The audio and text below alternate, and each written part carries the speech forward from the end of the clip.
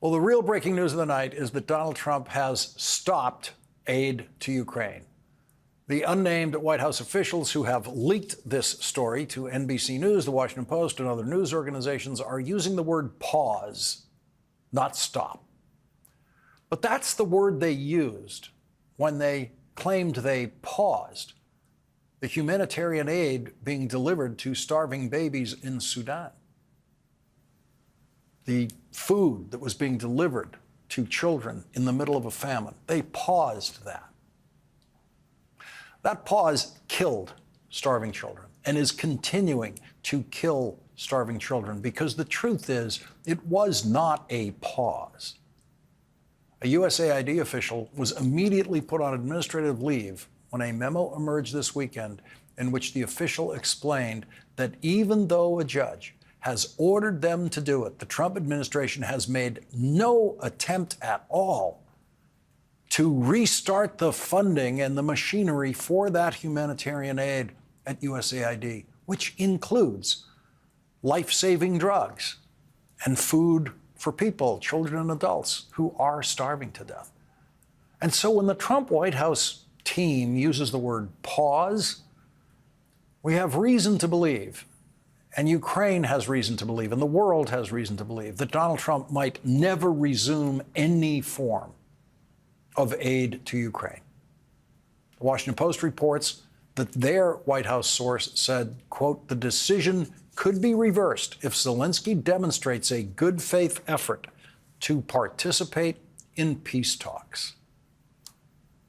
That is exactly what President Zelensky demonstrated in the Oval Office on Friday when he was confronted with a very bad faith effort, first led by J.D. Vance, then followed incoherently by Donald Trump, to simply insult the president of Ukraine, much to the delight of the dictator who Donald Trump seems to think of as a comrade in arms. Let me tell you, Putin went through a hell of a lot with me. He went through a phony witch hunt where they used him and Russia. And he went through it. He was accused of all that stuff. The whole thing was a scam. And he had to put up with that. He was being accused of all that stuff. Was it a phony witch hunt? Yes. Vladimir Putin was accused of all that stuff because he did that stuff. Here is some of what Donald Trump and Vladimir Putin went through together. Russia, if you're listening, I hope you're able to find the 30,000 emails that are missing. And immediately after that, Russia, Vladimir Putin, did release Hillary Clinton's emails. The Mueller investigation, which Donald Trump claims proved nothing, actually proved that the Russian government, led by Vladimir Putin, did indeed do everything they possibly could, including the spread of lies online, to help elect Donald Trump president of the United States, which the Russian government did again last year, and will always try to do for the candidate who they think will help Russia more than Ukraine. The first president of the United States to earn the title leader of the free world was Franklin Delano Roosevelt in World War II. When World War II began, with Adolf Hitler's invasion of Poland in 1939, which was the mirror image of Vladimir Putin's invasion of Ukraine, the United States Army was the 17th largest army in the world. We were not ready for World War II.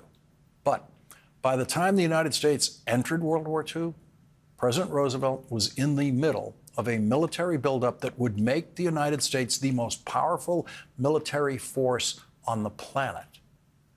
President Roosevelt made the key decisions that won World War II in Europe and in the Pacific. British Prime Minister Winston Churchill was opposed to President Roosevelt's plan for a massive military invasion on the beaches of France across the English Channel to drive Nazi Germany out of France. And so were some of the commanding generals, American generals, who were serving President Roosevelt. But the president persisted with his strategy, winning Winston Churchill's support only at the last minute for the D-Day invasion, for what turned out to be the decisive military operation of World War II in Europe. And while Franklin Roosevelt was planning the D-Day invasion and other tactical victories in World War II, President Roosevelt was designing what would become the United Nations, the institution he hoped would be the preserver of peace worldwide after the war. Franklin Roosevelt did not live long enough to see the opening of the United Nations in 1946, and the term leader of the free world was not widely applied to American presidents until the Cold War era, when the United States and the Soviet Union, led by a Russian dictator, were locked into a decades-long standoff with nuclear weapons aimed at each other 24 hours a day. The free world was easily identifiable as the countries who elected their leaders in free and fair elections. The cruel dictatorships, like the Soviet Union and China, who had been our allies during World War II, represented the other side of the Cold War. Those adversarial positions held even after the Cold War thawed. But now Donald Trump, for the first time in American history, has become the president who is changing sides in the middle of a war. The last leader to do that, the last head of state to do that, was Adolf Hitler in World War II, when he suddenly, and intemperately to say the least, after conquering Poland and France and other countries, turned and attacked his ally, the Soviet Union. No other European country has ever done that, which is why, after Donald Trump's incoherent, raging performance in the Oval Office on Friday, European leaders embraced President Zelensky in London this weekend, vowing to continue to support Ukraine against a murderous Russian dictator war criminal in every way they can. While Donald Trump was yelling in the Oval Office Friday, the war criminal Vladimir Putin was firing missiles and drones into Ukraine all day long. Ukraine on Friday didn't fire a single shot across the Russian border into Russia, not one shot. And so the President of the United States is no longer the leader of the free world or even a defender of the free world. The free world has rallied around the leader who, though struggling with a language barrier, tried to cut through Donald Trump's lies in the Oval Office on Friday.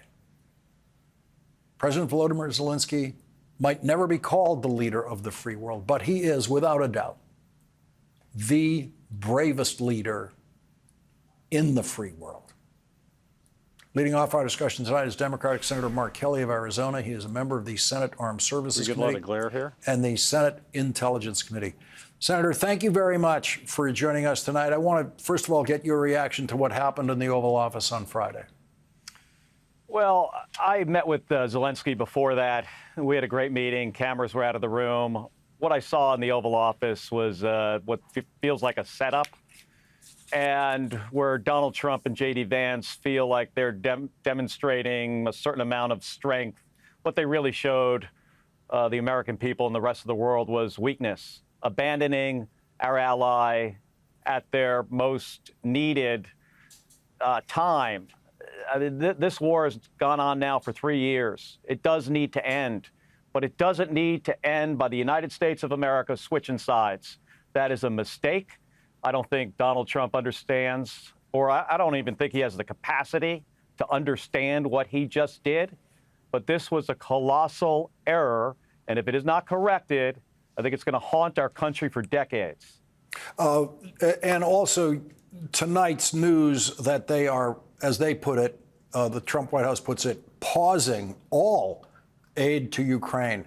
What happens next? Well, what happens next is more Ukrainians die. That means more women, more children, more old people. They're not going to be able to fight off attacks from the Russians without the security assistance that we give them. I've been to Ukraine a couple times. I know J.D. Vance hasn't. Donald Trump hasn't. My colleagues on both sides of the aisle, many of us have.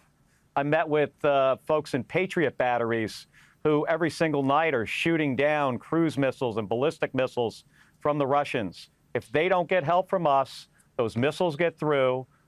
Putin targets schools and hospitals to try to intentionally kill civilians. This decision tonight by the White House means more innocent Ukrainians will die.